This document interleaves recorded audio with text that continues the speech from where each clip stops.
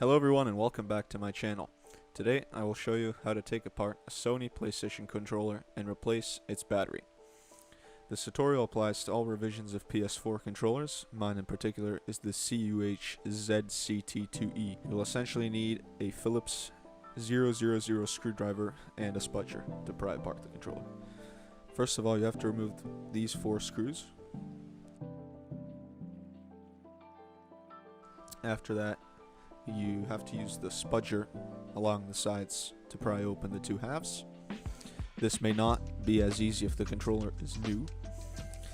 After unclipping the plastic, pay attention to this ribbon cable that connects the charging port to the logic board.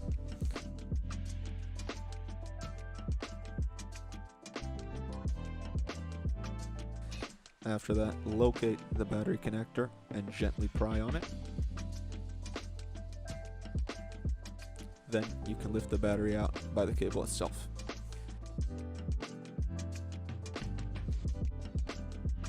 Sony put a 1000 mAh 4.2 volt lithium ion battery, and in my case it works perfectly fine.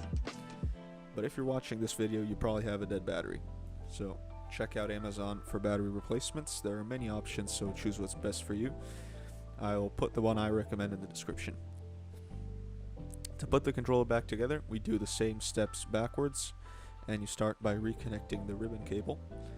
Then you just press the controller back together and put the screws back in. After this, your controller should work as good as new. Thanks for watching. Hit that like button if you enjoyed this video. Subscribe if you want to see more of these videos or find them helpful, and I'll see you next time.